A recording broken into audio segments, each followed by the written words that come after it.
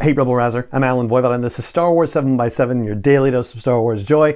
And thank you so much for joining me for it. I do want to say thank you so much for everybody who has left comments about the Ahsoka series, about the recent episodes I've done, asking for opinions and feedback and whatnot. I'm really very appreciative of it. And this is going to be another one of those episodes where I would love to hear your thoughts on what we're going to do here. If you're catching this on YouTube, comments are right there. If you're catching the audio version, then head over to the blog post for the show's episode at sw7x7.com and let me know what you think there. All right, so for a final grade for the Ahsoka series, I've been, trying to do this as a series itself, but then also in relation to the rest of the live action seasons that we've gotten.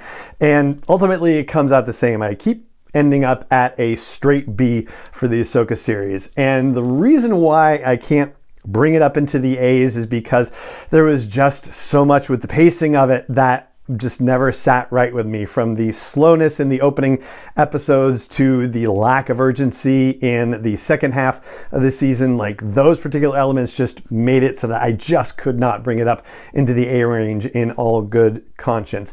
The lightsaber action in the early episodes was fantastic, but not enough to outweigh the pacing challenges. Second half of the season was much stronger thanks to the World Between Worlds and bringing Thrawn into play, but again, urgency issues toward the end of it and some just disappointment in terms of Thrawn and the execution of the character. So yeah, I feel pretty comfortable with giving it a B rating overall. I did really enjoy a lot about it, but yeah, it just doesn't rise to the level of, say, the Andor series, which is still my favorite among all of the Star Wars live action series seasons so far, and I'm sitting with an A for that one. And coming right after that, I'm giving an A- to season 1 of The Mandalorian, followed by a B+ for season 2 of The Mandalorian. And the reason why I couldn't quite get up into the A's for that was because it felt like it was very much the quid pro quo season. Like, every single episode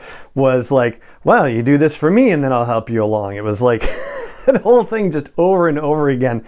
And I remember it getting on my nerves at one point, but still a very enjoyable season nonetheless, and introducing a lot of wonderful situations to it, including Bo-Katan and Luke Skywalker and Ahsoka Tano, like tons of really awesome things about the season.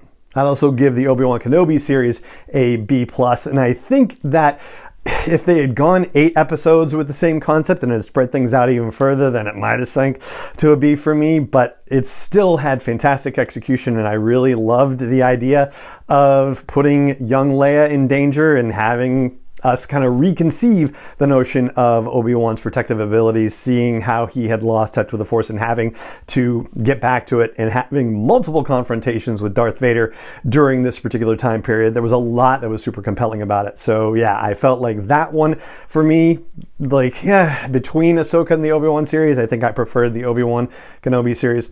And then on the other side of the Ahsoka series, I would put season 3 of The Mandalorian and the Book of Boba Fett season at B-, and so I'm rating them underneath where I have the Ahsoka series. And I'll be honest with you, Boba Fett is not necessarily one of my favorite characters in general, never has been. I do love Tamora Morrison. I think he does a fantastic job, but just I'm, not especially interested or fascinated with the character. And so, yeah, I think I was already kind of disinclined to go way up with the ratings, or it had like a very high bar for me, basically. So yeah, so it could be certainly a function of my own particular tastes that it's in B- range. And whereas there were things I liked about Mandalorian season 3, it did feel more uneven than previous episodes, and just how they handled the whole Darksaber thing. Like, I'm perfectly fine with Bo-Katan getting the Darksaber. I wanted her to have the Darksaber by the end of the season. I wanted her to be the one to reunite Mandalore. Like, that makes perfect sense to me. It was just the way things happened. The whole season felt a little slapdash by comparison for me, but still, again, a lot to enjoy about it. So to sum it up, Ahsoka with a B rating for myself, at least.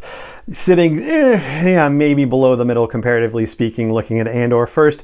Mando Season 1, then Obi-Wan Kenobi, then Mando Season 2, then Ahsoka, then The Book of Boba Fett, and then Mando Season 3. And so once again, let me ask you what you think. How would you rate the various Star Wars live action series, or if you had to put them in order of your most favorite to least favorite? And, hey, Star Wars, it's kind of like pizza. Even bad pizza is good pizza. So would love to hear where you are ranking the series for yourself. Just chime in wherever you see comments. If it's that on YouTube, hey, right there. And again, if you're catching an audio version of the show, then please head over to the blog post for this show's episode at sw7x7.com.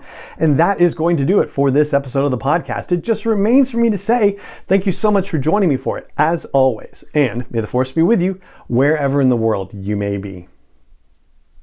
7x7 is not endorsed or sponsored yet by Lucasfilm Limited, Disney, or 20th Century Fox, and is intended for entertainment and information purposes only. Star Wars, the Star Wars logo, all names and pictures of Star Wars characters, vehicles, and any other Star Wars related items are registered trademarks and/or copyrights of Lucasfilm Limited, or their respective trademark and copyright holders. May the Force be with them. All original content is copyright by Star Wars 7x7. We hope you love it.